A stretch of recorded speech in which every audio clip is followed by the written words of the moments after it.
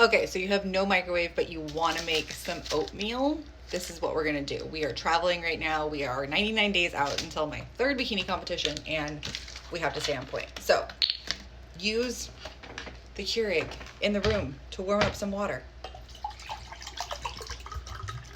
And you got to guess how much water that's going to be.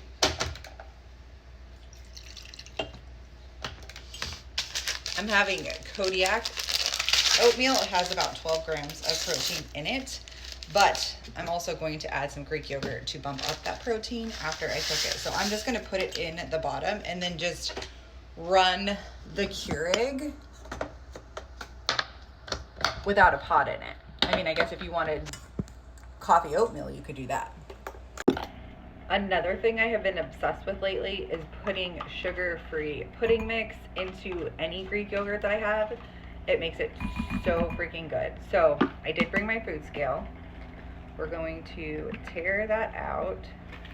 I did bring my sugar-free pudding mix. I'm going to do about 5 grams.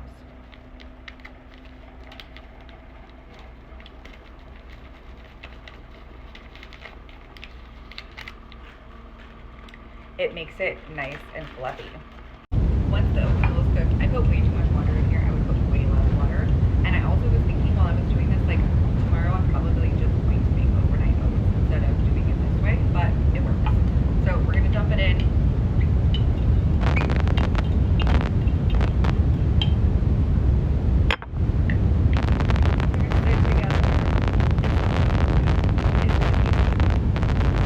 And then we're gonna top it with 16 grams of peanut butter. And this is perfect for traveling.